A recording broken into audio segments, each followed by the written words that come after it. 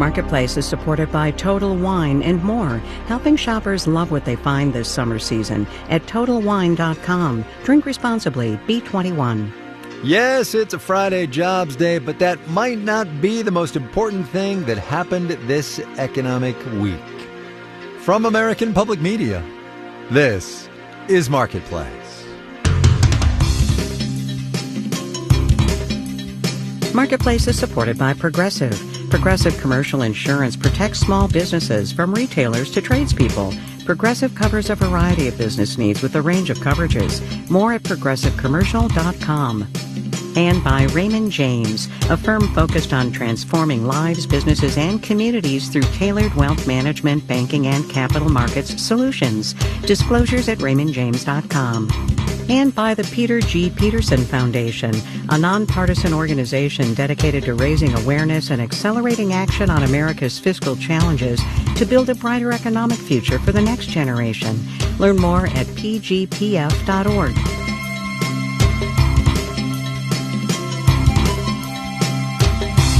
In Los Angeles, I'm Kai Ryssdal. It is Friday today. This one is the 6th of June. Good as always to have you along, everybody.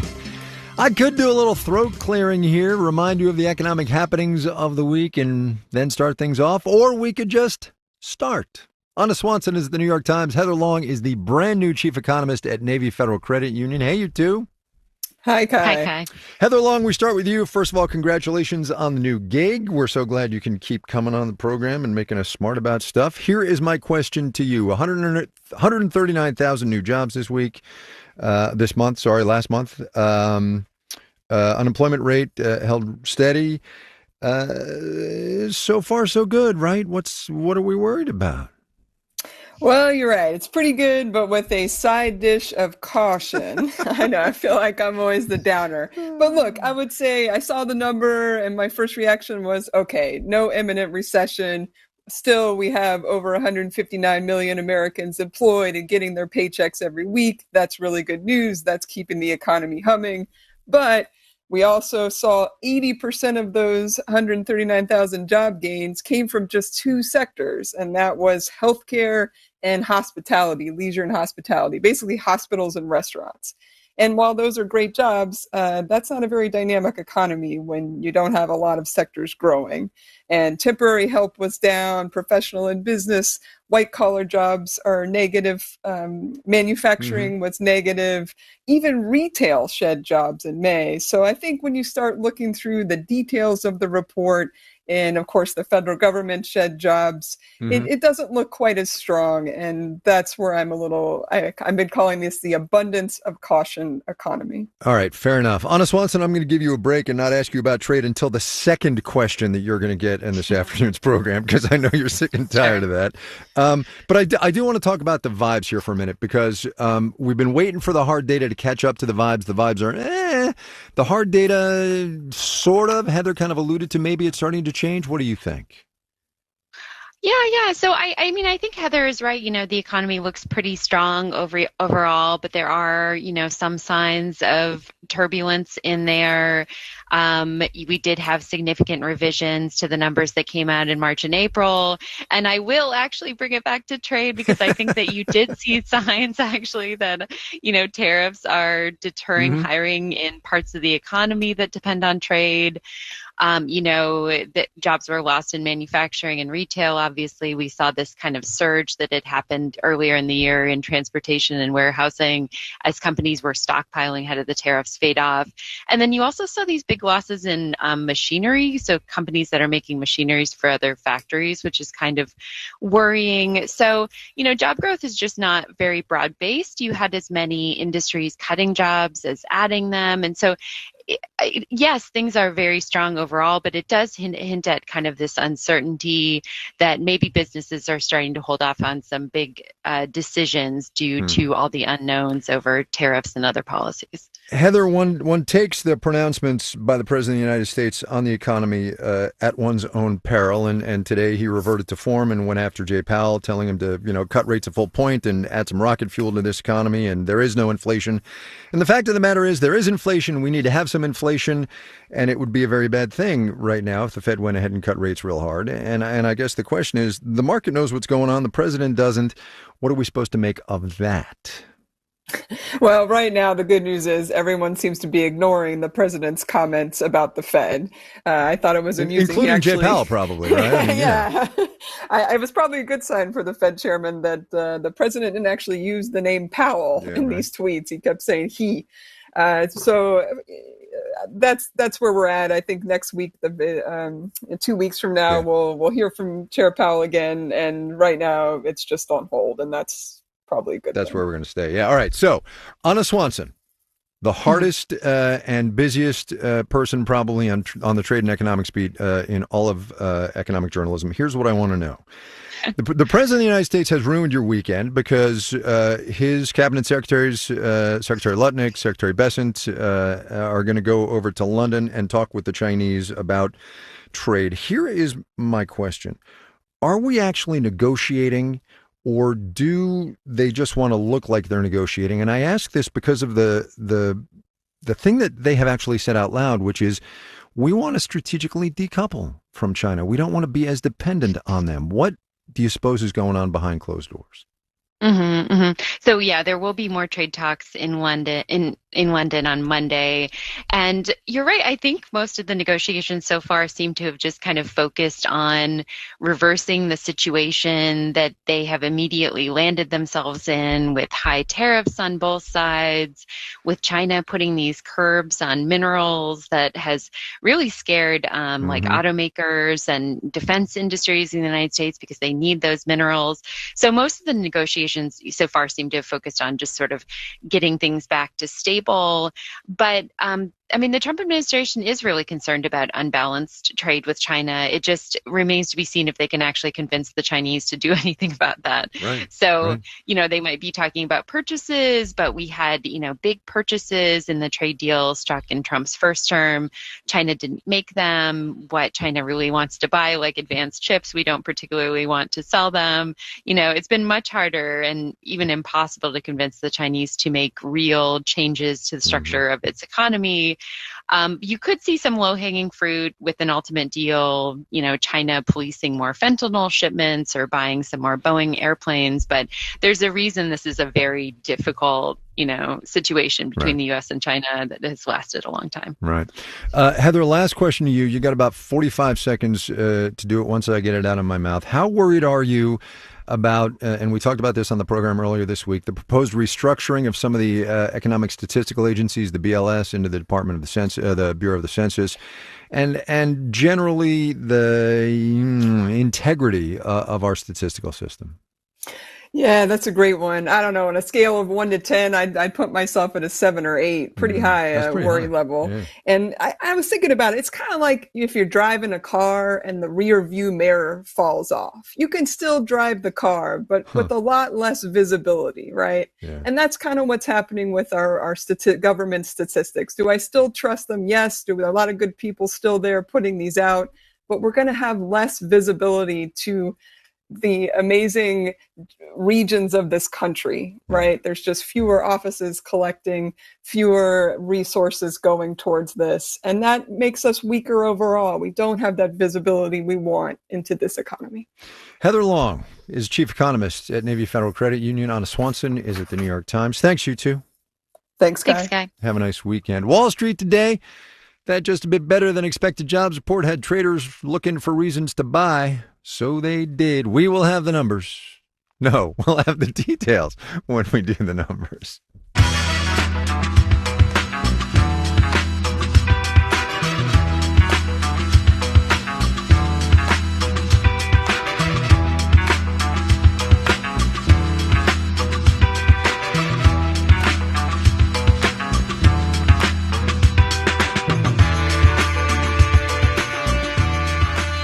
As Heather was just saying a minute ago, there are some things to like in this jobs report, and there are some things to be worried about. On the Yeah, maybe we should worry about this side. The labor force participation rate. In layman's terms, that's a percentage of Americans either working or actively looking for work. It dropped to 62.4% in May, well off the highs of the past couple of years. Just how worried ought we be? Here's Marketplace's Matt Levin. Sometimes there are positive reasons people leave the labor force. Older workers finally reaching a planned retirement, younger workers going back to school for an advanced degree, your crypto-loving cousin cashing out his Bitcoin to try van life for a few months. But economist Corey Staley at Indeed says lately, the reasons aren't so positive. There are some evidence that maybe people are saying it's taking me so long to find a job. What am I doing, right? Like I'm going to stop, right? About 6 million people last month wanted a job but weren't in the labor force. 300,000 more frustrated people than in April. Staley says in certain industries like tech, dwindling job openings may be keeping potential workers on the sidelines. So what we see in the Indeed job postings data is that as of the end of May, that software development job postings were about 40% below where they were in February 2020. Much of the drop in the May labor force participation was driven by workers aged 24 or younger. Economist Preston Moy at Employ America says that's troubling, but not panic-inducing. I would say it's a warning sign for the labor market. If we saw a very large decline in the labor force participation rate for people aged 25 to 54, that would be a really, really bad sign for the labor market. The prime age labor force participation rate did drop slightly in May, but overall is still historically pretty high. I'm Matt Levin for Marketplace.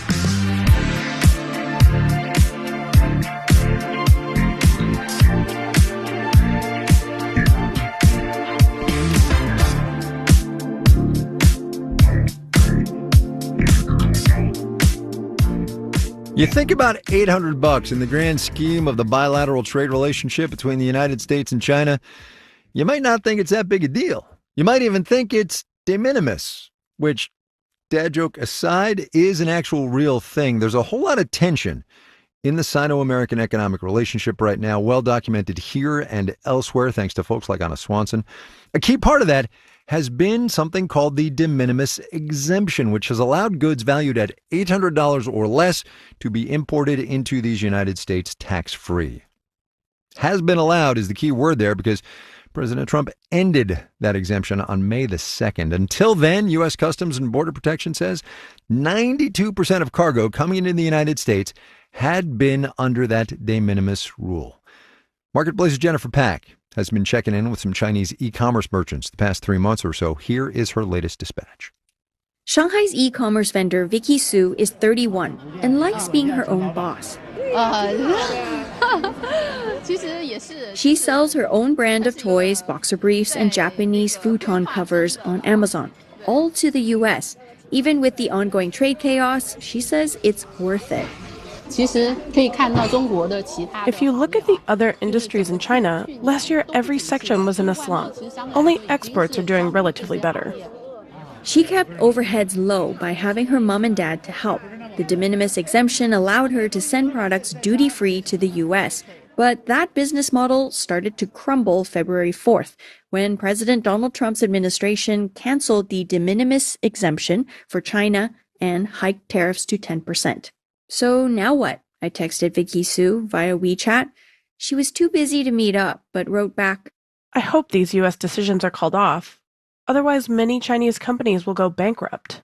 I checked in with another e-commerce seller to see if he was worried that the de minimis exemption was going away.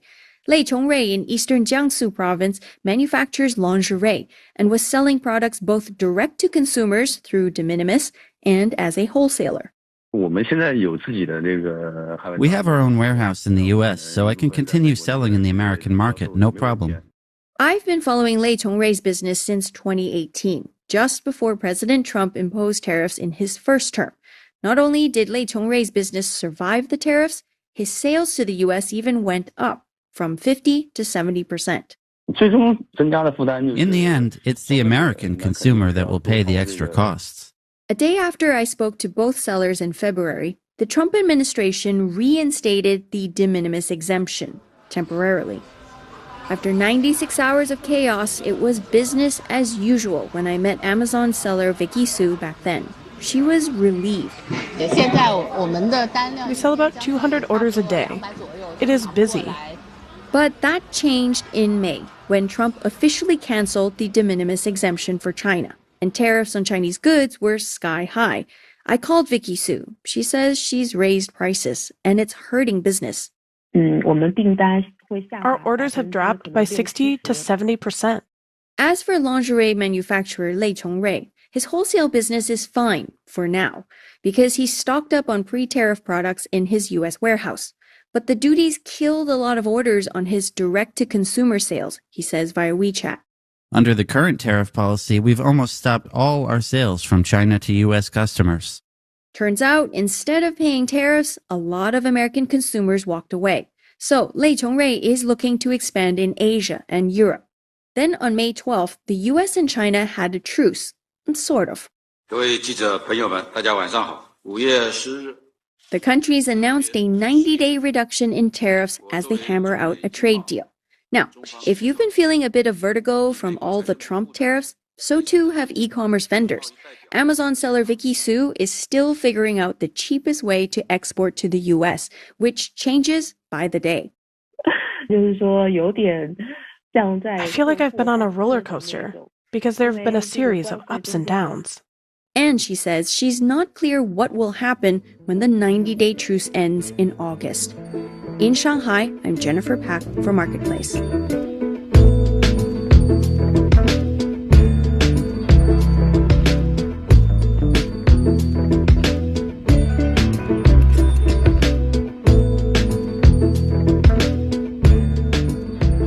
Coming up. My whole life, I think, has been like a passion about mental health. Do what you love. You'll never work a day in your life. Entrepreneurship in Utah County straight ahead. But first, sure, why not? Let's do the numbers. Dow Industrial's up 443 points today, not 143 points. It's about 1%, 42,762. The Nasdaq banked 231 points, 1.2%, 19,529. S&P 500 up 61 points, 1%, 6,000 even. For the 5 days gone by, the Dow up 1 2/10%. The Nasdaq gained 2 2/10%. The S&P 500 up 1.5%. Not much to say about the feud between the world's most powerful person and the world's richest person, so we won't. Except this: Tesla up almost 4% today. Trump Media and Technology Group also up 4%. That's about it. Bonds fell. Yield on the 10-year T-note up 4.5%. You're listening to Marketplace. Marketplace is supported by WSJ Plus, a news bundle that brings together business and finance insights from the Wall Street Journal, MarketWatch, Barron's, and Investors Business Daily, all on one platform, so readers can explore every angle. And by Ascendium Education Group, which is committed to making education and training after high school a reality for learners from low-income backgrounds. And by This Old House Radio Hour podcast, answering listeners' DIY and renovation questions and diving into home design trends, available in podcast apps.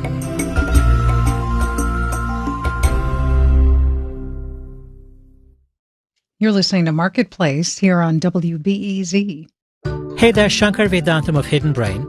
I'm launching a nationwide tour and coming to the Auditorium Theater in Chicago on July 13th. More information and tickets at wbez.org/events. This week, we talk about marketing to people with disabilities and how some companies are doing such powerful work, it's disrupting negative perceptions. Under the Influence, Saturday mornings at 6:30 on WBEZ Chicago. You're listening to Marketplace on WBEZ. 75 degrees in Forest Park. We have 63 degrees in Kenwood and 76 degrees in Andersonville. WBEZ is supported by Brookfield Zoo Chicago, committed to animal care and conservation, and connecting people to wildlife and nature. Tickets at brookfieldzoo.org. At Brookfield Zoo Chicago, wonder awaits. Let's head back to Marketplace on WBEZ. This is Marketplace. I'm Kai Rizdal. California's Central Valley doesn't get as much press as Silicon Valley does, but it is just about as important. Most of the fruits and nuts and vegetables that we all eat are grown there, and it, too, is being transformed by technology. In the face of climate change and labor force challenges and shrinking margins, a lot of farms there are turning to automation, and there is a push to make that area a hub for ag innovation. Megan McCarty-Carino and the team from Marketplace Tech went to check it out. If you want to learn how to drive a tractor, there's really only one way. Honestly, jumping on the tractor, that's the best way I found out to learn. Alan Vizcarra teaches the Ag 353 class at Reedley College outside Fresno about how to operate agriculture equipment. And today is the lab section, out in a field they call the playpen. A lot of our students, the first time ever driving a tractor, Yeah. so it's kind of scary, right? They have a lot of levers and buttons and whatnot. The course is part of a certificate program launched at 7 Central Valley community colleges last year to provide workforce training in agricultural technologies. It's funded by state and federal grants and free for students, like Victor Morales. He's already passed his tractor exam. Actually, he drives them for a living. He's here to learn about new kinds of equipment, like a robot called Amiga. It only has wheels. It's kind of weird because it's like a skeleton. It has 4 tires, but each tire has its own motor. Amiga is a customizable autonomous farm rover, kind of like a Mars rover. And this one is outfitted with AI-powered cameras, says instructor Vizcarra. We're going to run it through the orchards, and the cameras are on the sides, and they're actually counting the blossoms, counting the fruit, so you can actually estimate yield, right? Morales maneuvers the Amiga using a joystick remote. It can also be pre-programmed with GPS coordinates. Me da como curiosidad, más que nada, por saber. I'm curious, mostly because I want to know what the tractor's really capable of. Automation tech like this is becoming more central to operations at HMC farms 20 miles away, where they grow peaches, plums, and table grapes. Farm manager and VP Drew Kettleson showed me his new fleet of autonomous carts called Burros. They have sensors all around for obstacle avoidance, and they've also got cameras. And so you can train these things to follow a path. HMC uses them for grape harvest to send boxes of just picked fruit out of the vineyard to a worker packing pallets for cold storage, a task that used to be done with a wheelbarrow. It reduces the stress on the people, and it keeps them actively working on what they're good at, which is picking fruit, cleaning fruit, packing fruit. Kettleson says automation can make farm work safer and less grueling, but he says it's also a business imperative.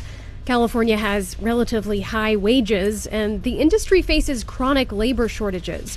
Specialty crops like HMC grows aren't federally subsidized, like corn or wheat, and take a lot more work. For our industry, it's a little bit of a myth that technology is going to come in and steal these jobs. We need technology to come in and help save our jobs. I feel like it's going to help us continue into the future and sustain our business. Building a resilient agriculture industry in the Central Valley is the goal of the F3 Innovate Initiative, short for Farms Food Future. Karen Aceves is a consultant and regional director for the program. If we could transform our economy by creating the technology we need for the farms and the future here and make it climate efficient, we could create value, bring jobs, and rebuild our economy.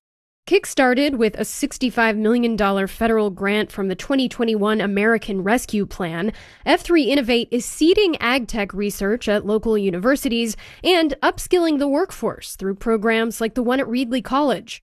1 in 3 farm workers are at risk of automation. We sought to find a way to put those incumbent workers first in line for the opportunities that the new ag tech initiative would create. Back in the playpen with the Amiga robot, Victor Morales sees a lot of potential in the new technology. It's a big help. It really helps with the physical effort. And he's hoping these new skills he's learning will be a big help getting a pay raise. In Fresno, I'm Megan McCarty-Carino for Marketplace. You can find all of the reporting that Megan and the Marketplace Tech team did in the Central Valley at our website, marketplace.org, or obviously all you have to do is listen wherever you get your podcasts.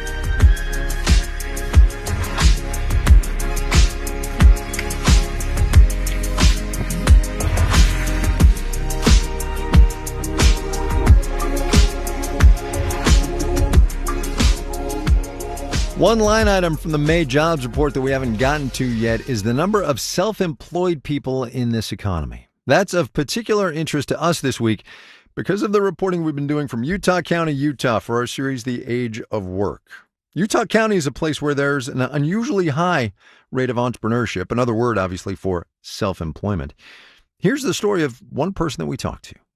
I'm Sandra de la Fuente. I'm originally from Mexico, and what I do here in Utah County is leading a nonprofit organization. We provide mental health services to our Latino community mainly. I'm a psychologist, and I love my work. I really love it. My whole life, I think, has been like a passion about mental health. As immigrants, we face so many challenges, and most of the time we face these challenges alone. We don't know what to do, where to go, how to do it. And I realized how important for our communities to have emotional well-being programs that are in our language, that are affordable. So I didn't find those. So I decided to start this with the idea to help us to have a better acculturation process. And little by little, we have been creating a great community, like a network. And so far, we have grown from 1 support group to 4 support groups. One woman once said, if I would know what I know now in this group years ago when I came for the first time, my life will be totally different. And she was referring to those opportunities, like job opportunities that she didn't have, and she could find some resources for her children, for example. So when they come to our group, they're looking for so many things. They're going back to school. Of course, we are all learning English as another language, but we also are trying to opening up more businesses and changing careers. So far, all our programs are free, our support groups are free, and workshops are free. We also are suggesting and accepting donations for our participants, and they're just starting to pay their kind of membership, which is $20 per month. So it's just something, but it's so meaningful for us. It's been really, really rewarding, but exhaustive at the same time. I'm the one, I always joke about this, but it is true. So I'm the one who sells the ticket for the movie, made the popcorn and salad, project the movie, and clean up the movie after the show. Maybe for all business owners and entrepreneurships, isn't that the way that you start? Sandra Uribe de la Fuente, her nonprofit is called Tu Bienestar Emocional. That translates into your emotional well-being. She is in Utah County, Utah.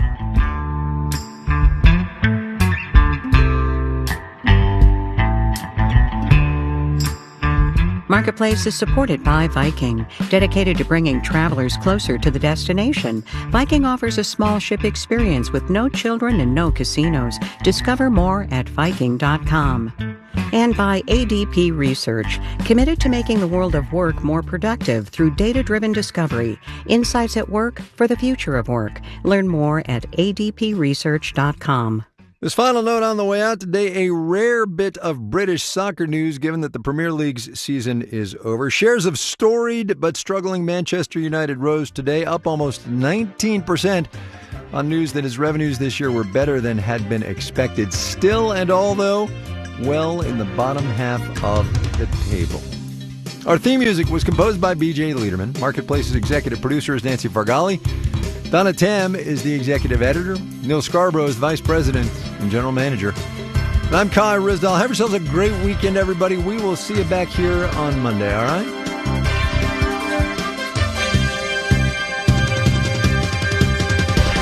This is APM.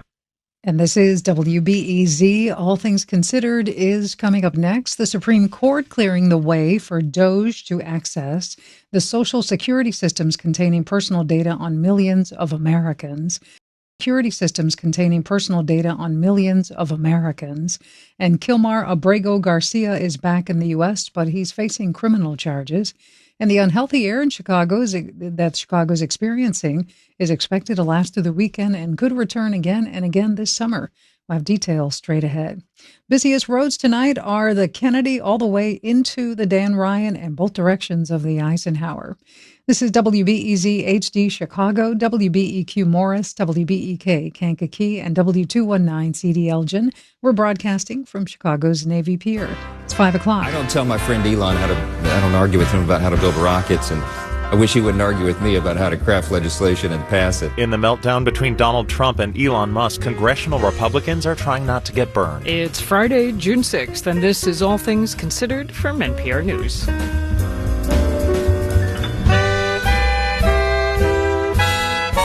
I'm Ari Shapiro. And I'm Mary Louise Kelly. Coming up, Jordan promised to take 2,000 sick children from Gaza. So why have only a few dozen arrived? There has been difficulties imposed by the Israeli authorities that is stopping the way of making this happen smoothly. Later, the Department of Homeland Security wants some 20,000 National Guard troops to help with immigration enforcement. And the book The Spinach King unmasks a man who built a frozen food empire in New Jersey. He was just a man who could not share. Plus, what archaeologists learned from a much older farming site in Michigan's Upper Peninsula. Now the news. Live from NPR News in Washington, I'm Janine Herbst. Kilmar Abrego Garcia, who was deported by mistake to El Salvador almost 3 months ago, is en route back to the U.S., where he's now been indicted. He's accused of conspiring to transport migrants illegally. NPR's Sergio Martinez Beltran has more. According to the Department of Justice, Kilmar Abrego Garcia made money transporting migrants without legal status from Texas to other parts of the U.S. This over a span of 9 years, starting in 2016. The news comes as Abrego Garcia returns to the U.S. after being deported to El Salvador in March, despite a 2019 court order shielding him from removal to his home country. His case has become a flashpoint for both the Trump administration and immigrant rights advocates as the push to streamline deportations clashes with the requirements of due process. In a statement, Abrego Garcia's lawyer says the DOJ's move is, quote, an abuse of power, not justice. Sergio Martinez Beltran, NPR News.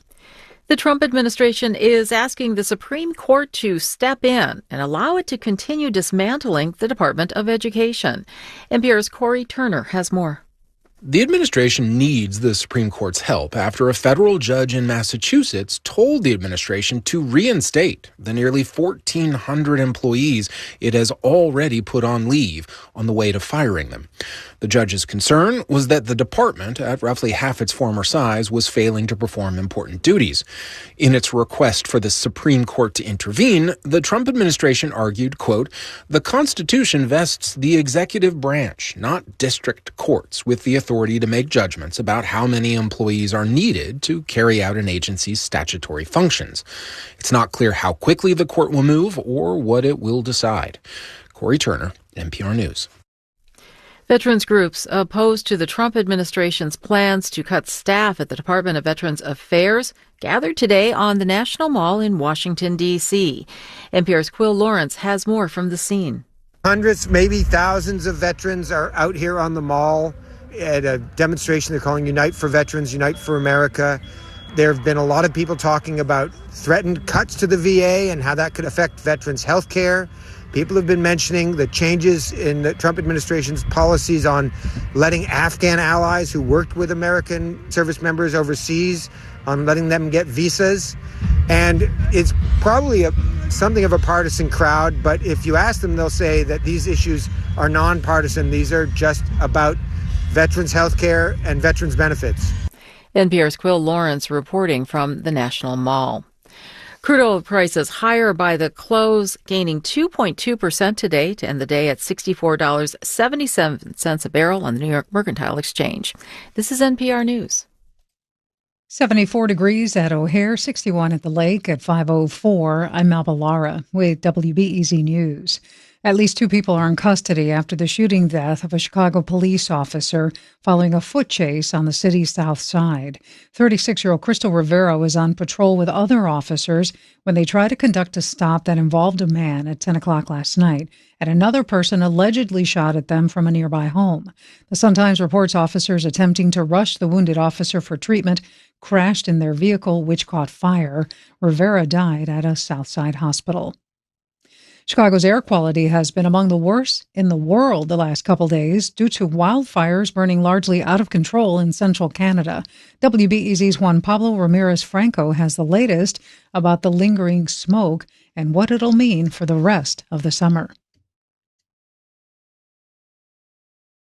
The milky haze in the air will persist for the rest of the day and through the weekend, after which conditions are expected to improve. That's according to Trent Ford. He's the Illinois state climatologist. Until they get the fires more in control up in Canada, this is something that we could be dealing with kind of ephemerally, kind of off and on for much of the summer. Even as air quality is expected to improve next week, Ford added that climate change is making the wildfire season longer and more intense.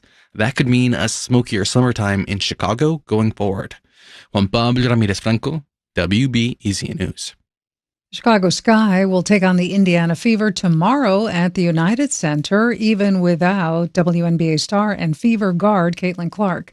It's the first WNBA game at the United Center in the arena's history.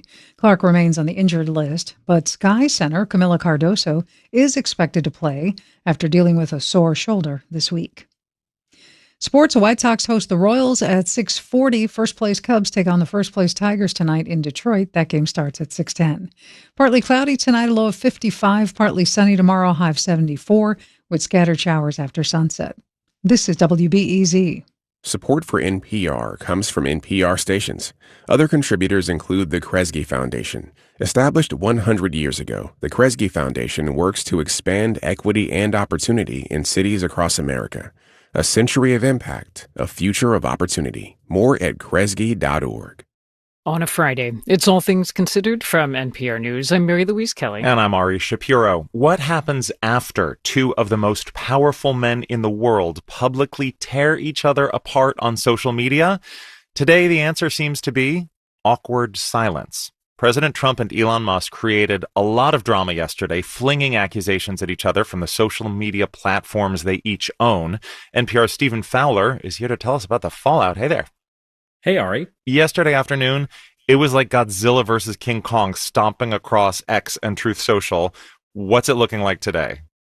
Well, to continue your pop culture references, if yesterday's theme was the girls are fighting, today it's more like new phone, who this? Okay. Trump made the rounds calling reporters at prominent mainstream media outlets, basically saying he's moved on from Musk and won't speak to him.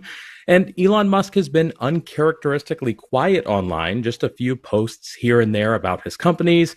The main pain point has been Trump's so-called One Big Beautiful Bill that's a reconciliation measure chock full of Trump's agenda items, including tax cuts, but that experts say would increase the federal deficit by trillions over the next several years. The House passed that bill. It was looking dicey in the Senate even before Musk called it an abomination. So what are you hearing from Republicans in Congress about what the Musk-Trump breakup means for them and for this bill? Well, in the immediate aftermath, there's been a lot more diplomacy among those in congressional leadership positions. House Speaker Mike Johnson said he exchanged texts with Musk, but gently pushed back at the billionaire's core criticism about the reconciliation bill. He talked about that in an interview with CNBC this morning. I don't tell my friend Elon I don't argue with him about how to build rockets, and I wish he wouldn't argue with me about how to craft legislation and pass it. But, we've had some good discussion. I thought it was helpful, fruitful, but, it's just disappointing. I hope it all resolves today. It is worth pointing out that much of this discourse and about the drama is just taking place online and on the airwaves for now. From the beginning, Elon Musk and Donald Trump have had priorities that overlap in some ways and diverge in others. And at the Oval Office yesterday, Trump pointed out that his former aides and allies have often turned against him. They leave and they wake up in the morning and the glamour's gone. The whole world is different and they become hostile. I don't know what it is. So, Stephen, do you think this was inevitable? I mean, one way or another, yeah. Musk seems to just now discover that the push to cut taxes but not cut spending on some things like Social Security and the military has been the vibe for Trump and congressional Republicans all along. Trump and congressional Republicans have touted Musk's DOGE initiative to cut federal spending without acknowledging that effort never really focused on big-ticket items. And while Musk and Trump do both have business backgrounds, the former has never really shown remotely the same level of understanding of how government or politics works the way Trump does. Elon Musk doesn't have a lengthy background of conservative views socially or fiscally, and the pairing has always been one more about personal convenience and power more than this ideological alignment. And also about money. Musk spent more than $250 million in last year's election to help Trump and other Republicans get elected. He posted on X that Republicans would have lost the election and seats in Congress without him, and he accused Trump of ingratitude. So what does Musk believe Trump owes him as a return on investment? Well, Musk has already gotten a lot out of this relationship with Trump, more than just a ceremonial key to the White House. There are federal agencies that were investigating Musk companies that they've been prime targets of the Doge dismantling effort. Musk has traveled with Trump on overseas trips that have also seen business deals come out of it. And those businesses are still federal contractors receiving billions of taxpayer dollars. And just briefly, what do you see as the future consequences of this falling out? Well, Musk was already on his way out of Trump's political sphere in orbit. He spent a lot of money in a Wisconsin Supreme Court race that backfired. He said he was pulling back from spending to focus on his business empire, and he's become the face of the unpopular parts of dismantling the federal government. This falling out could be a catalyst for sweeping Doge under the rug for Republicans to distance themselves from it and Musk in the coming year. NPR's Stephen Fowler, thank you. Thank you. The nation of Jordan is treating seriously ill and injured Palestinians from Gaza, including dozens of child cancer patients. They are among 2,000 children King Abdullah promised President Trump back in February to bring in for treatment. So far, though, only 39 have arrived. NPR's Jane Araf has more from Amman. The King Hussein Medical Center, one of the region's leading cancer hospitals, is huge and gleaming. There are floor-to-ceiling windows, stocked snack machines. It's a stark contrast to what some of its latest patients have come from. Zainab al-Astan arrived 2 weeks ago from Gaza with her sons Qasim, who's 15, and Ahmed, 13. Both have lymphoma. Displaced repeatedly by Israeli airstrikes, the family lived in a tent. There's hardly any food, not even bread. Here, Astan says, Ahmed can't get enough of chicken sandwiches. Qasim describes trying to get treatment in Gaza amid the attacks on hospitals and shortages of medical supplies. The UN says there isn't a single fully functional hospital or clinic in Gaza, with its population of around 2 million people. Israel says its attacks that have hit hospitals target the militant group Hamas. Thank you very much. It's an honor to have King Abdullah with us. In February at the White House, Jordan's King Abdullah made this offer to President Trump. One of the things that we can do right away is take 2,000 children that are either cancer children or in a very ill state to Jordan as quickly as possible. But almost 4 months later, only 39 patients have arrived. There has been difficulties imposed by the Israeli authorities that is stopping in the way of making this happen smoothly. That's Jordan's Minister for Government Communications, Mohammed Momani. We will take these children to treat them, but then after they finish their treatment, they should be going back to their homeland. This week, more than 24 more patients and their guardians were stranded in Gaza when Israel barred them from leaving, according to Jordanian officials. The Israeli military and the UN's World Health Organization, which oversees evacuation logistics, did not respond to a request for comment. Cancer Center Pediatrics Chief Rawad Rahani says while most childhood cancers are curable, recent arrivals are a special case. What we're seeing, which is really particular to Gaza patients, more advanced diseases. When the tumor is very advanced with the lack of proper treatment and proper evaluation, proper diagnosis, which makes them very hard to treat. Rahani says some of the tumors are so big they've damaged the children's organs. Many of the children are malnourished. The combination means not all will make it. Some of them are very advanced and some went to palliative care. Another patient, Suhair Zaroub, 13, has a much better prognosis. She was diagnosed 2 months ago with leukemia and will undergo chemotherapy. Before the war between Israel and Hamas shut down all the schools in Gaza, Zaroub was a star pupil with a 98% grade point average. Zaroub says in a quiet voice, it's very nice here, but Gaza is more beautiful. She wants to go back after treatment. There's nothing better than home, she says. Jane Araf, NPR News, Amman.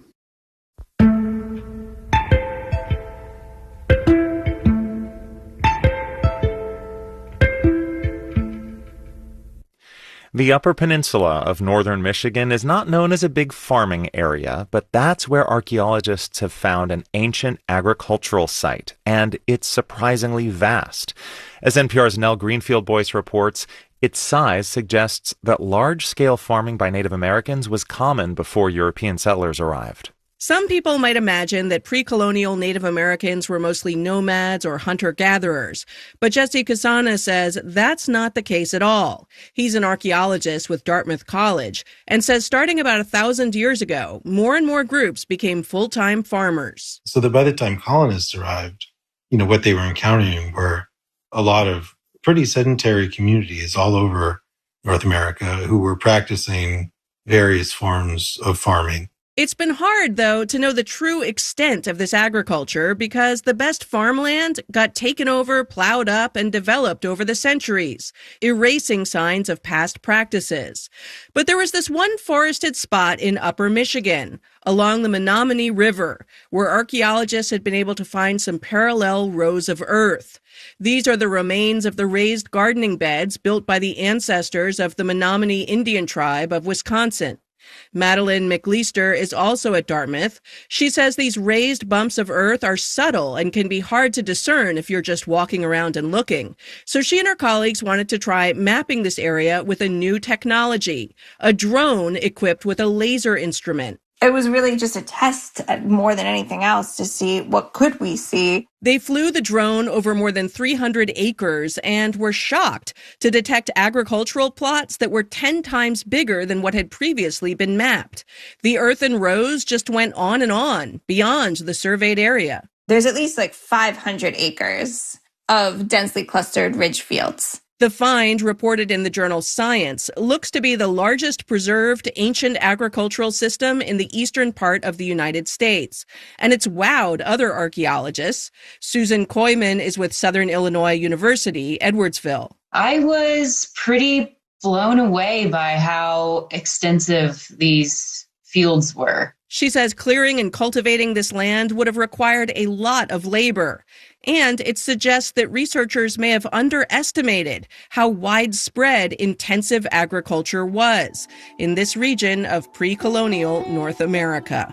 Nell Greenfield-Boyce, NPR News.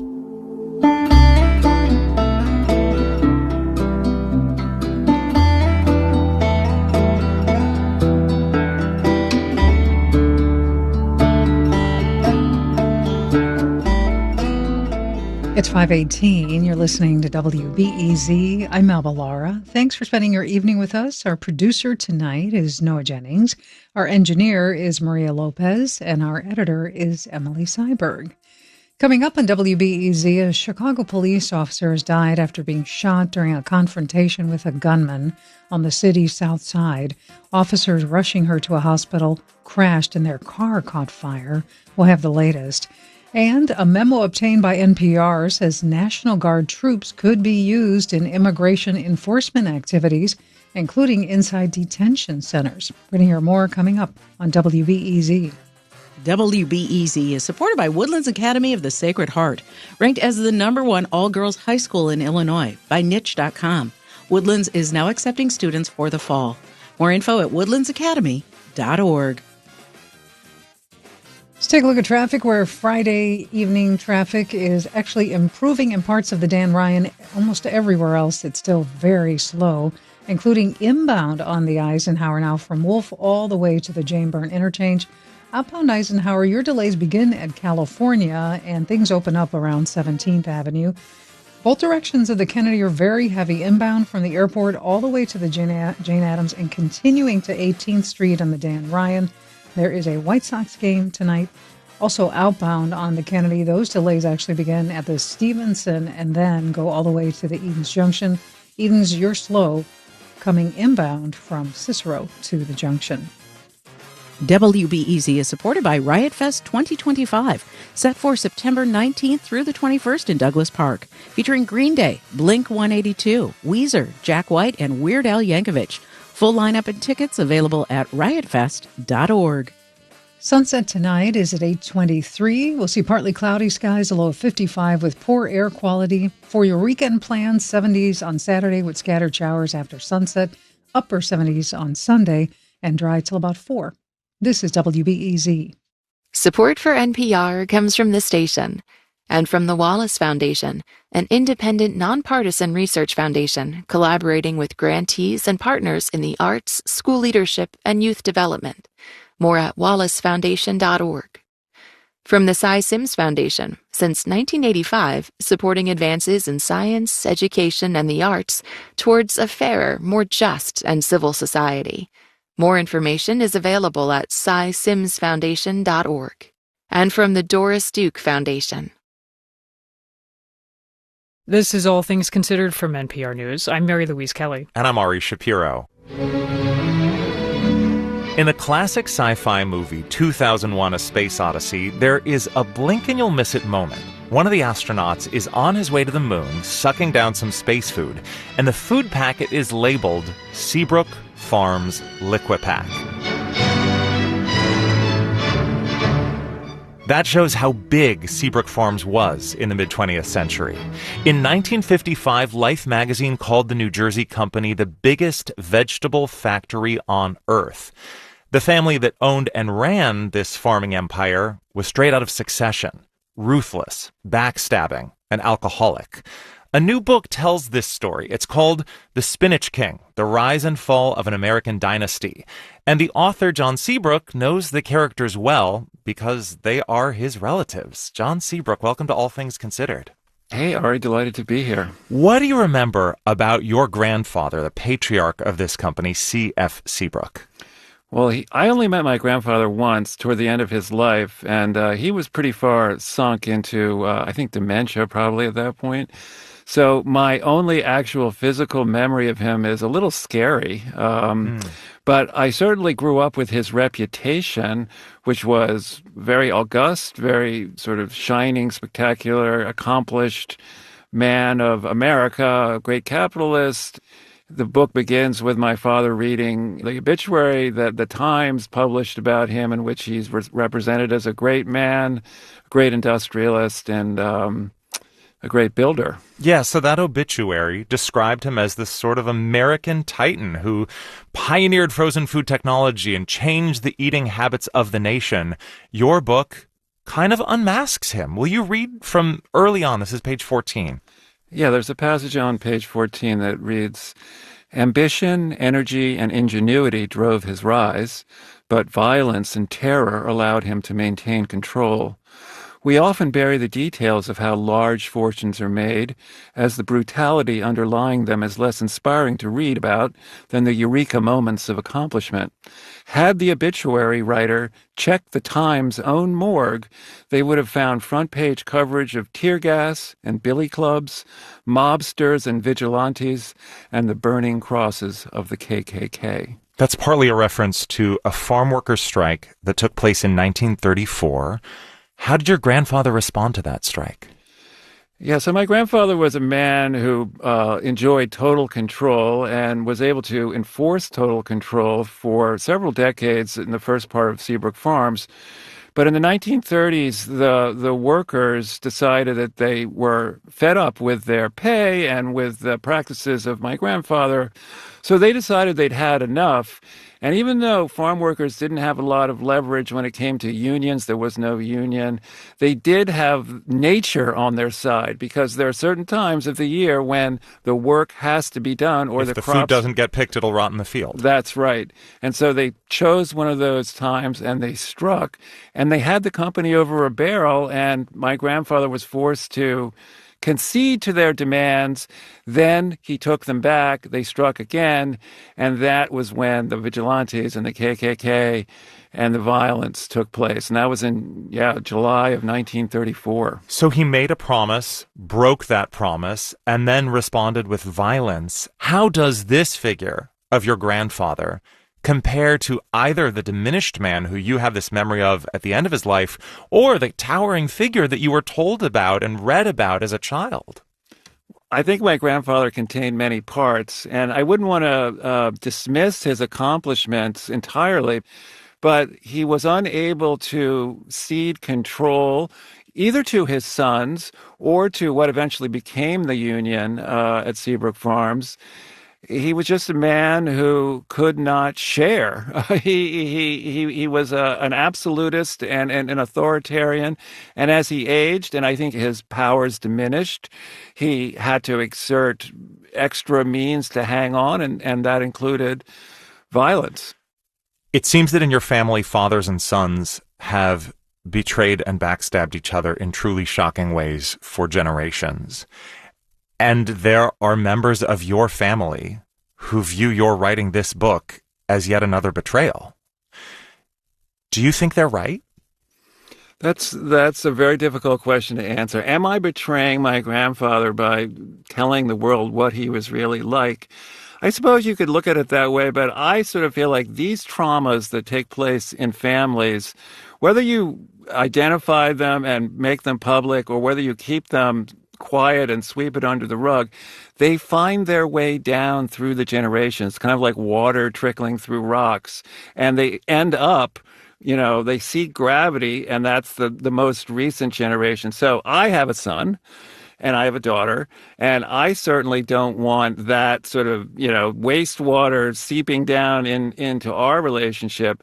And I wanted the truth out so that we are at least on a honest and firm basis for a relationship that I feel like is important. There's a broad question about what any of us should do when our advantages come from the suffering of others. And I think many people in the U.S. benefit from the labor of people who were enslaved more than a century ago, which is something that we struggle with. But that is more abstract than what you lay out in this book, explaining how your particular family privileges were built on the misery of Seabrook farm workers. So how do you think about the obligations that come with that privilege, either in your life specifically or more generally?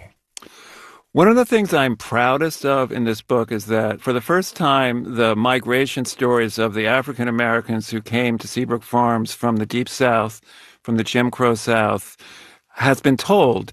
So yes, certainly I owe a debt for my privileges that were based on the hardships of others. And in telling this book, I have tried to show those hardships and show how brave and how resolute these workers were. And in spite of my grandfather's attempt to crush them, we're able to achieve a union and we're able to achieve rights, now are able to have their stories told for the first time. And those stories are now going to continue to be told. There's going to be a monument to the migrant workers that's created down in Seabrook as part of a Mellon Foundation grant. And I think, finally, the black workers are getting their due that they never had before. So I'm very happy about that. I'm not saying that it sort of makes up for all of the privileges that I received, but at least it gives me a certain amount of comfort. How do you feel about eating frozen vegetables these days? Well, frozen vegetables, I feel like they always got a bad rap. They're actually... a lot of times they're healthier for you. If Here's a company ad for Seabrook Farms, frozen vegetables. No. Try the cream spinach, kids. Try the cream spinach. You'll love it. John Seabrook's new book is The Spinach King, The Rise and Fall of an American Dynasty. Thank you so much. Thank you, Ari. It's been really fun.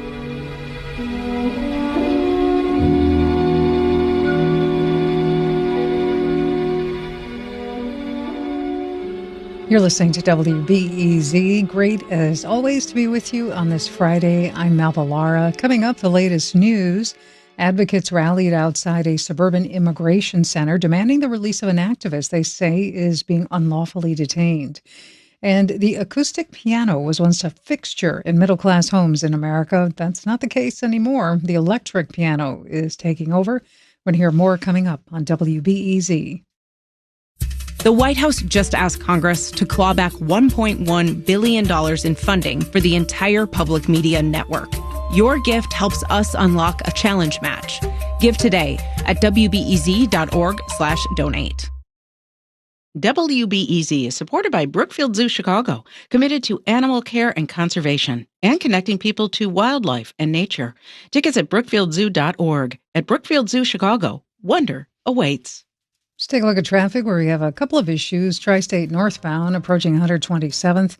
Two right lanes are blocked because of a disabled vehicle. Traffic is stop and go from I-57. On the Indiana Toll Road, there's an accident westbound approaching Calumet Avenue. Around the Chicago area, heavy on the outbound Kennedy from the Burnt Interchange to Montrose. Inbound is slow from 190 all the way back to downtown. Inbound Edens, you're slow from Oakton to Montrose. Outbound, no delays on the Edens. Eisenhower, you're stop and go from Wolf all the way to the old post office and outbound from Western to Manheim. 61 degrees in Lincoln Park and in Hyde Park. We have 73 degrees in Oak Park and 74 degrees now in Uptown. It's 5:30. News is next on WBEZ. Live from NPR News in Culver City, California, I'm Dwayne Brown. The months-long legal battle to return the man wrongly deported by the Trump administration to a notorious prison in El Salvador came to a dramatic head today when Attorney General Pam Bondi announced that Kilmar Abrego Garcia is now back in U.S. custody to face a criminal indictment. All this after the Trump administration refused to facilitate his return earlier this year, despite a Supreme Court ruling. Abrego Garcia has landed in the United States to face justice. On May 21st, a grand jury in the Middle District of Tennessee returned a sealed indictment charging Abrego Garcia with alien smuggling and conspiracy to commit alien smuggling in violation of Title 8 U.S.C. 1324. That indictment also states that Abrego Garcia was an MS-13 gang member, which he denies, and his lawyer has previously stated that he saw no wrongdoing in footage released from a traffic stop a few years ago. Today is the deadline set by the Department of Defense for most transgender service members to leave the military. Steve Walsh of member station WHRO reports if they don't, they could be forced out. Pentagon memo gave active duty troops until June 6th to voluntarily leave the military under a policy instituted by Secretary of Defense Pete Hegseth. Guard and reserve members have until July 7th. Pilot Joe Ellis with the Virginia National Guard says she'll stay until she's told to leave. I want them to put it in writing and tell me why I'm no longer qualified, right next to all of my qualifications, right? A federal judge temporarily halted the ban, but the Supreme Court allowed the Trump administration to move ahead, while federal lawsuits challenging the policy moved through the courts. For NPR News, I'm Steve Walsh in Norfolk. This is NPR. 74 degrees at O'Hare, 61 along the lakefront at 5:33. I'm Melba Lara with WBEZ News. Illinois U.S. Senator Tammy Duckworth and 22 other Senate Democrats are calling on the Pentagon to reverse its decision to force transgender service members out of the military.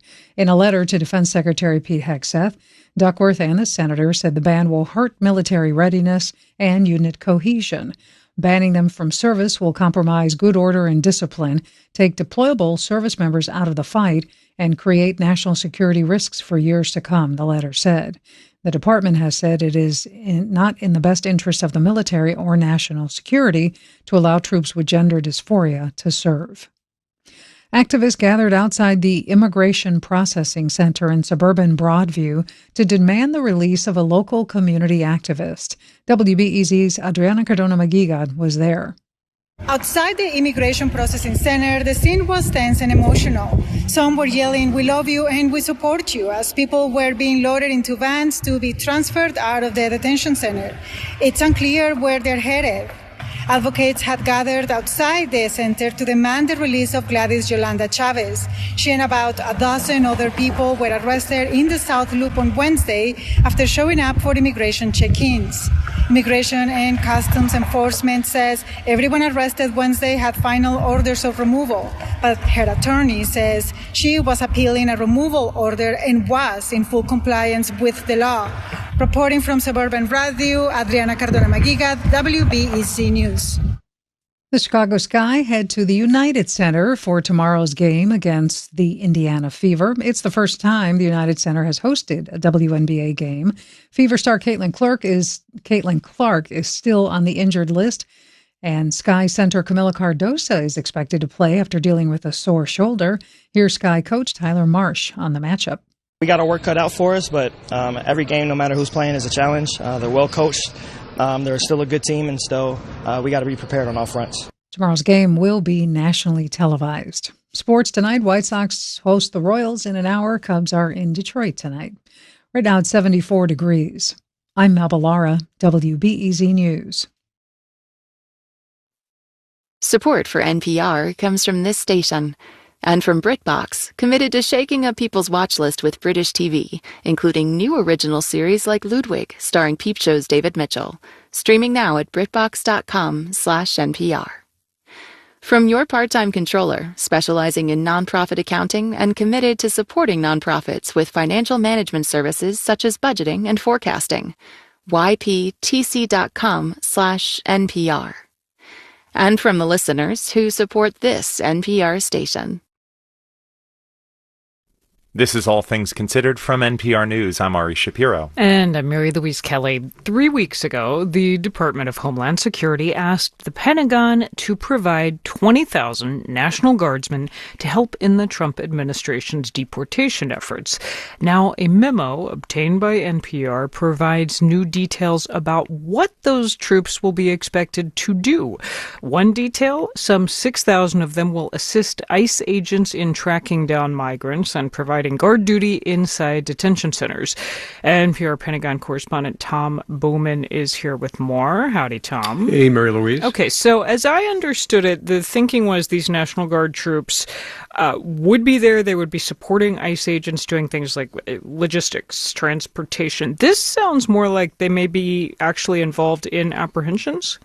That's right. And the White House wants to sharply increase deportation. So that's why they're asking for Guard forces to help. Now, again, half of those 20,000 troops will provide transportation support, including what the memo calls, quote, rapid deployment shuttles for fugitive operations. But one category in the memo talks about using up to 2,400 Guardsmen to what it calls, quote, attempt to locate fugitives. And that includes surveillance and, get this, quote, night operations in rural interdiction. It doesn't say what that second role exactly means, but it seems that these guardsmen would go after places such as large farms, vineyards, and other agricultural areas where many migrants work. I got the memo from an official who asked not to be named because it contains non-public information. Got it. And the guardsmen, they would be helping with security, things like that at detention centers? That's right. The memo from Homeland Security to the Pentagon dated May 9th has another category called detention support, saying they need up to 2,500 guardsmen to work perimeter security, guard duty at contracted and federal detention facilities. And it also says these troops will provide emergency response inside these detention facilities, providing both riot control and search teams. There were also questions, Tom, about where these guardsmen will come from, which states. Have we nailed that down? You know, we don't know yet. I'm told by several sources that the expectation is if most, if not all of these guardsmen, likely all volunteers, would come from states controlled by Republican governors, who'd be most amenable, of course, to Trump administration policies. And of course, many of those states are in the South. Already, Texas Governor Greg Abbott has called up his guard to work along the Mexican border. But this is far more widespread and, of course, would be all over the country in towns and cities. And I'm told there would be a particular focus on so-called sanctuary cities where local officials do not want to cooperate with such deportation efforts. Okay, well, hold on there for a second, because that could be a big deal if local officials are reluctant to cooperate with all this. Absolutely. And a big question, and one no one so far can address, is will some of these guard troops from one state deploy to another state, including one where, let's say, the governor does not want them, does not want to cooperate with what the memo calls, quote, expansive interior immigration enforcement operations. What caught my eye, Mary Louise, is some wording in the memo section that describes using up to 10,000 Guard personnel for that transportation support. It says such support will be used for such work inside a state and also between states. So some officials wonder, even if that's legal, to use one state's Guard to go to another state. In a sentence or two, is there precedent for this? No. Senator Jack Reed of Rhode Island is an Army veteran. He said at a hearing yesterday, this is unprecedented. And he also said, is this right for the Army's image? But Mary Louise, I'm told this will go forward and likely begin as early as next month. It's NPR's Tom Bowman. Thank you, Tom. You're welcome.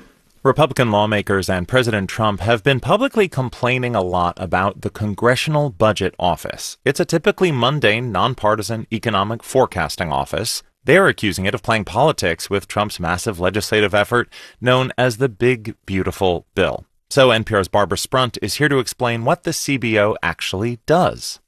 We've been hearing a lot about the CBO from congressional Republicans. We're not buying the CBO's estimates. The CBO has been wrong on tax cuts. To see how wrong the CBO has been, there's a lot not to like about the Congressional Budget Office. That's House Speaker Mike Johnson, Senator Tim Scott, Congressman Steve Scalise, and Senator Rand Paul, just some of many Republicans venting frustration about the CBO's latest projection that signature GOP legislation meant to implement big swaths of President Trump's agenda, like extending the 2017 tax cuts, would increase federal deficits by about $2.4 trillion over a decade. What's happening right now is that Republicans are somewhat embarrassed that their tax cuts are being scored as costing trillions over the decade. That's Jessica Riedel, a senior fellow at the right-leaning Manhattan Institute. After all, this is the party of self-styled deficit hawks.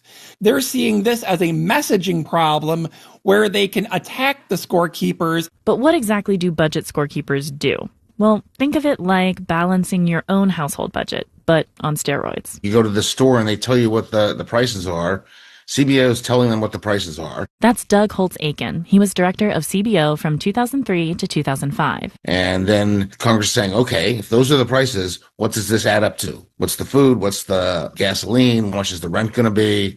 Did we make our budget or not? And just like you can make choices, regardless of what the calculator says, so can Congress. The CBO doesn't make any policy recommendations. It's up to lawmakers to decide what to do with the information they get. The CBO was established in the 1970s. Up until then, budget scorekeeping was done under the executive branch.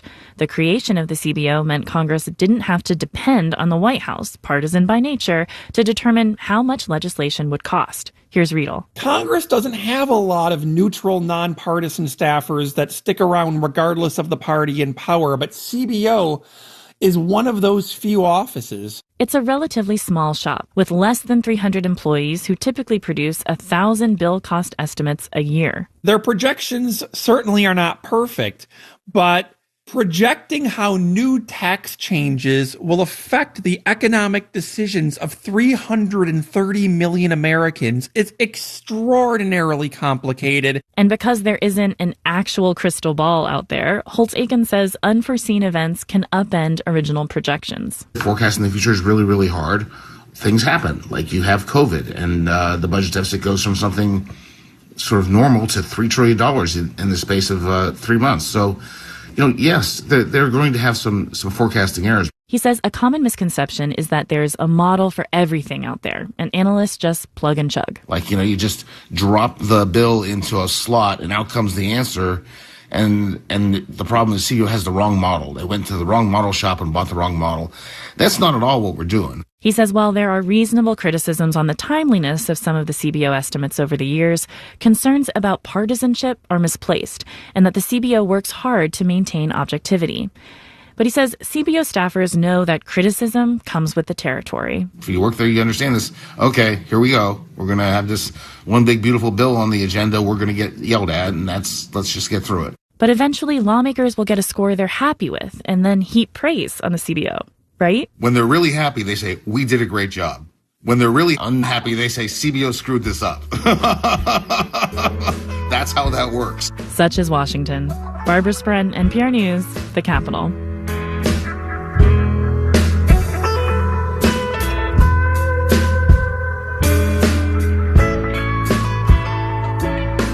You're listening to All Things Considered from NPR News.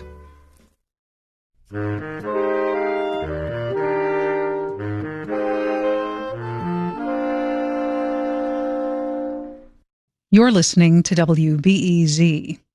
Chicago police officer Crystal Rivera was an animal lover, a devoted mom, and a dedicated public servant. That's according to family members who spoke today with Sun-Times reporter Mary Norkel. Rivera was shot and killed during a pursuit in Chicago's Chatham neighborhood last night.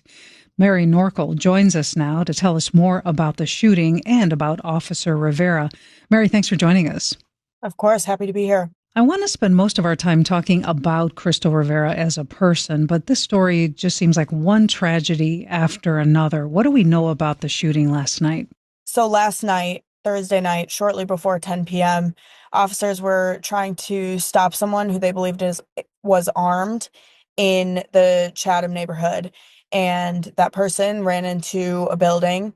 Officers followed on foot and found another person who they also believed was armed.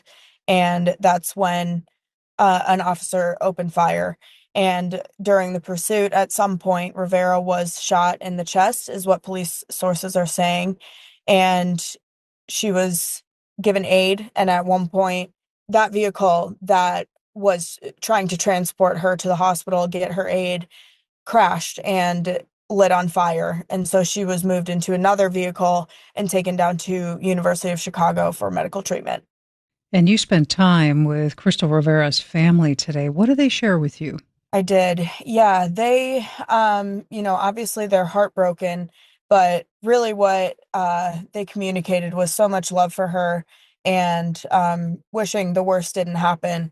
I spoke with her mother, Yolanda, her daughter, Bella, and her sister, Jacqueline, and they all had such close relationships with her, both individually and as a family. She was actually getting ready to host her daughter's 11th birthday party on Saturday. So just absolutely heartbroken, absolutely shattered, and shared so much about who she was as a person and what a huge, huge piece of their family is missing. Tell us a little bit more about that. What did you learn about Officer Rivera as a person and how they're going to remember her? Yeah, she loved a lot of different things. She seems like a very well-rounded person. She was so dedicated to her job. Her sister, Jacqueline, older sister, said that she really approached her job as an officer with a justice mindset. She wanted to go in and help people and serve her community. And she, in her personal life, was very selfless. She was always working to better other people, to encourage other people. And above all, she was just a great mom. That's what was communicated to me this morning. And, her daughter, Bella, was emotional, but she was so articulate with her thoughts about her mom. And it was clear the two were very close. And I know you spent some time with the family going through some old photos with them. What are some of the memories they shared with you? Yeah, that's where her personality came out the most, I think, looking at the photos. And they explained that she loved to dress up. She loved to put herself together and look nice and have her hair done, have her nails done. We looked at a few Halloween costumes. She went all out, big makeup, big hair, matching costumes with her daughter. And we also looked at a few photos and videos from a vacation that they took recently to Puerto Rico. And then also a video of when she found out that she had passed the physical fitness exam for the police academy. Mary, thanks for telling us what you've learned about Chicago police officer Crystal Rivera, who was killed in the line of duty last night. Thank you. That's Sun-Times reporter Mary Norkel. This is WBEZ.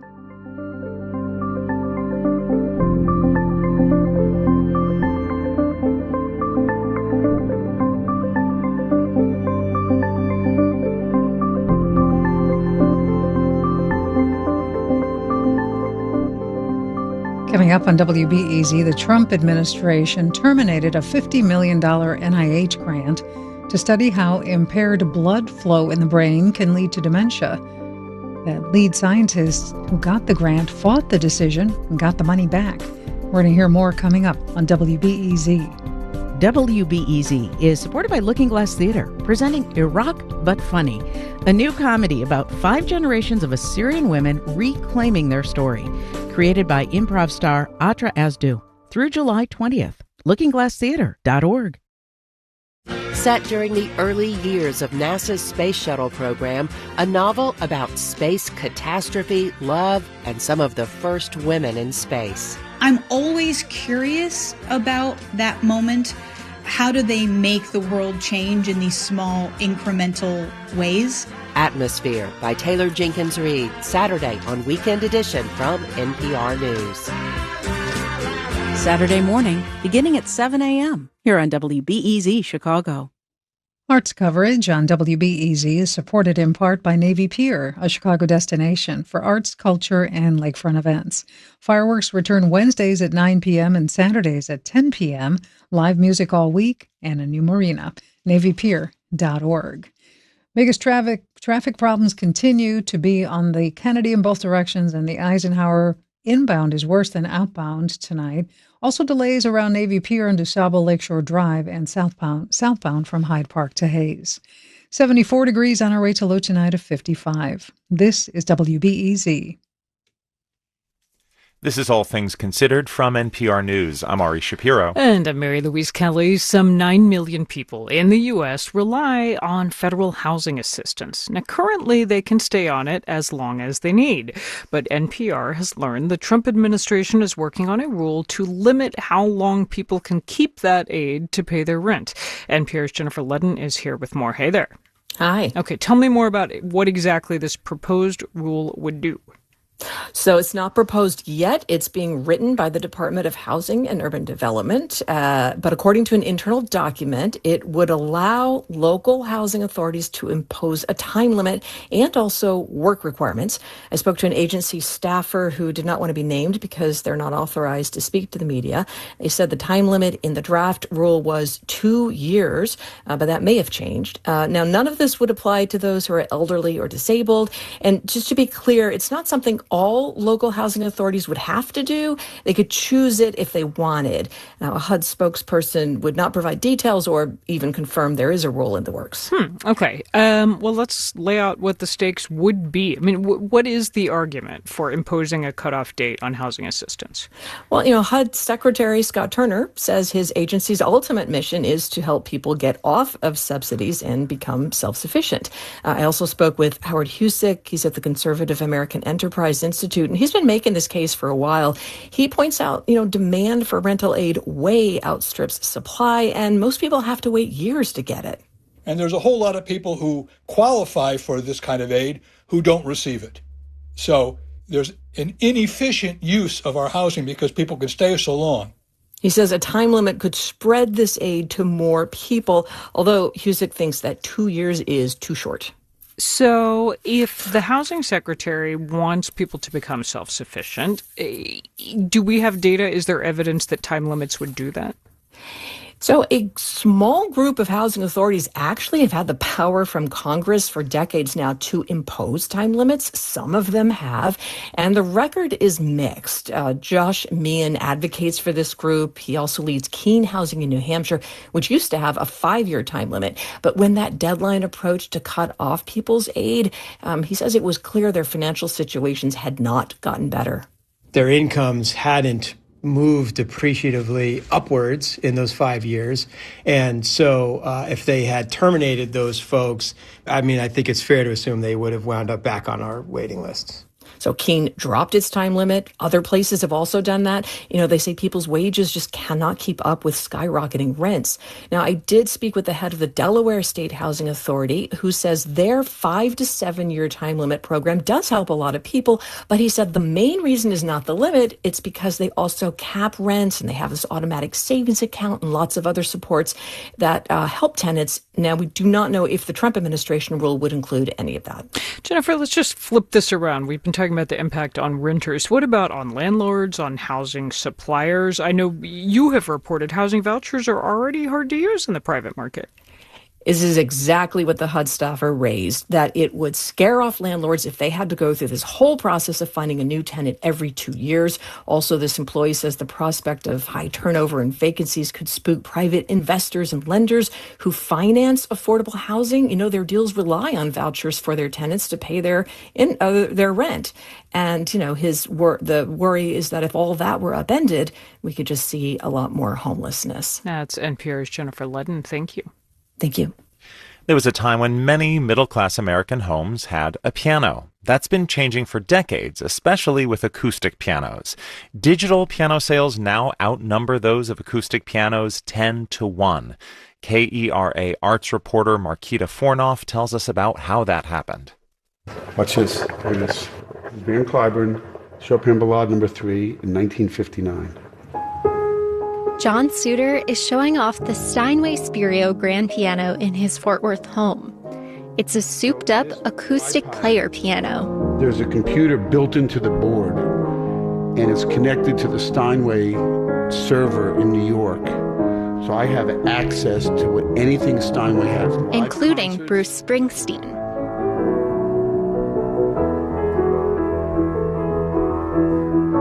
Suter, an intellectual property lawyer, is one of a dwindling number of Americans buying new pianos. More than half the pianos in the world were once made in the United States, but that was back in 1896. Most people around the 50s, 60s, having a piano in the home was super common. Everybody did it. It was like a primary source of entertainment. That's Hannah Beckett. She's a piano technician, and she publishes a consumer guide called the Piano Buyer Press. Around the 70s and 80s, that started to change. Radio, TV, and electronic keyboards all chipped away at the piano's foothold. Last year, fewer than 18,000 acoustic pianos were sold in the U.S., compared to 188,000 digital pianos. So, who's buying acoustic pianos? Professional musicians, concert halls, and music schools. Carol Leone is chair of piano studies at Southern Methodist University. That's her playing the piano. She says Americans are still studying piano, but in smaller numbers. Parents of American students believe that music is not going to be a lucrative profession for their children. And therefore, even though they might advocate for them to study the piano, it's seen as a supplement to their education. And often, when kids' interests shift, they sell their pianos. Eleonora Grachowska grew up playing the piano in Ukraine. She lives in North Texas now and purchased a piano 10 years ago for her daughter. When we reached out to a piano teacher, she said that she would not accept us as students if we only have keyboard. Now, Grachowska is trying to sell her Yamaha Baby Grand on Facebook Marketplace. This piano was, since then, the most expensive piece of furniture in my house. And now, since she moved to college, I decided I was going to sell it. It's hard to track how many instruments are changing hands via secondary sales. But these exchanges keep Diane Bolton busy. She and her husband Gordon own Piano Movers of Texas. The company moves about 1,600 pianos a year. Most are family heirlooms. Clients might be downsizing their home, upgrading their instrument, or storing it temporarily. Whatever the reason, moving a piano can be emotional. Pianos are more than instruments. They're family members and they're memories. Suter agrees. Yes, he bought that fancy new Spirio, but he also kept the 1922 Steinway that he and his siblings took lessons on as kids. For NPR News, I'm Marquita Fornoff in Dallas.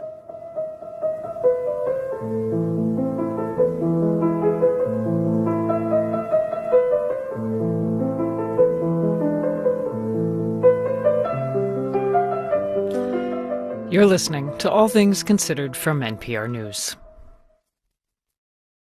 Support for NPR comes from the station and from Progressive Insurance, home of the Name Your Price tool so drivers can see coverage options at Progressive.com or 1-800-PROGRESSIVE.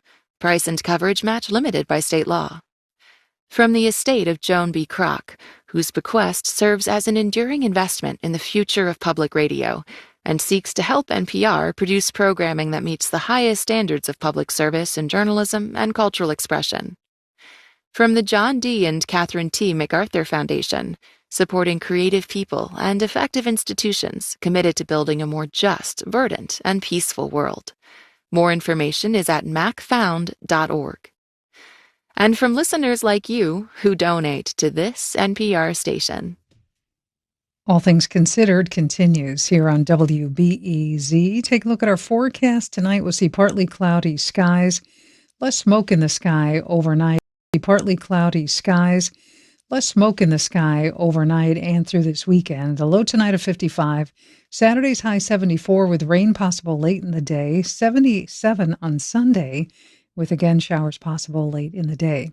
There's a concert at Soldier Field, which is slowing things down around McFetridge Drive on DuSable Lakeshore Drive. Also delays heading outbound on the Eisenhower and inbound from Wolf all the way to the Jane Byrne. This is WBEZ HD Chicago, WBEQ Morris, WBEK Kankakee. It's 6 o'clock. Kilmar Abrigo Garcia, the Maryland man who was wrongly deported to El Salvador, is back in the United States. He faces federal criminal charges related to transporting undocumented migrants within the U.S. It's Friday, June 6th, and this is All Things Considered from NPR News. I'm Mary Louise Kelly. And I'm Ari Shapiro. Coming up, the Labor Department itself is short on labor. That means routine price checks on goods and services may not happen. The price of apparel, televisions, appliances, so on. Having less data at this time is not ideal. Then to Puerto Rico, where ICE raids are raising questions about racial profiling. 80% in Dominican is black. That's why they go to the racial profiling against these people because they're black. Also, the Supreme Court has restored Doge's access to Social Security data. And the rock band Turnstile's new album, Never Enough. First, the news. Live from NPR News in Washington, I'm Janine Herbst. The Supreme Court has handed two big wins to the Trump administration's Department of Government Efficiency. NPR Shannon Bond reports the court granted Doge access to sensitive Social Security data while separately blocking a watchdog group from accessing Doge's internal records. The Supreme Court says Doge can access personal information held by the Social Security Administration, including Social Security numbers, medical and mental health records, and family court information. The order overturned lower court actions limiting that access. The Doge team has been amassing and consolidating data across federal agencies to further Trump administration goals, including immigration enforcement. In a separate order, the court said Doge does not have to turn over documents to a watchdog group suing to unveil information about Doge's activities. Despite the White House's claims of transparency, those have been largely hidden from public view. Shannon Bond, NPR News. The city of Portland will pay $8.5 million to the descendants of 26 black residents whose neighborhood was destroyed. Oregon Public Broadcasting's Kira Buckley reports the agreement also includes transferring 2 parcels of land back to the families. In the 1940s, North Portland was home to a thriving black neighborhood until the city used racist policies to displace homeowners. In 2022, over 24 descendants filed a federal lawsuit against the city.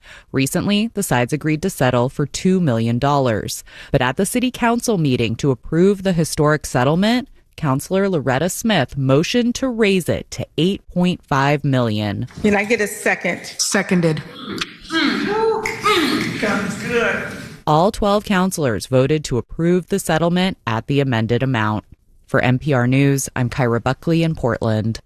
Scientists say the wildfires raging in Western Canada that have been sending smoky air into the U.S. Midwest are no fluke. They follow an emerging pattern that's being driven by climate change. NPR's Scott Newman has more. The fires this year are following a familiar pattern, one that was seen 2 years ago. They're burning in places like Manitoba, Saskatchewan, and British Columbia, but their choking fumes are being felt in Minnesota, Illinois, and Michigan. John Small is a biology professor at Queen's University in Ontario who studies the environment. He says climate change is driving this trend. The fires are hotter, the fires are longer, they start earlier, they last longer. Canadian authorities say that nearly half of the more than 200 fires burning now have yet to be contained. Scott Newman, NPR News. Wall Street higher by the closing bell. The Dow up 443 points. NASDAQ up 231. S&P 500 up 61. You're listening to NPR News. 72 degrees at O'Hare, 62 at the lake at 6:04. I'm Melba Lara with WBEZ News. The Chicago police officer shot and killed last night on the South Side is being remembered as a vibrant hero. Police say 36-year-old Crystal Rivera was shot in the chest during a pursuit in the Chatham neighborhood. Chicago Mayor Brandon Johnson asked the city to pray for Rivera's family and the entire police department. This young woman served honorably and courageously. Her energetic and bold approach towards keeping us safe is the memory that we will honor. Rivera graduated from the police academy in 2020.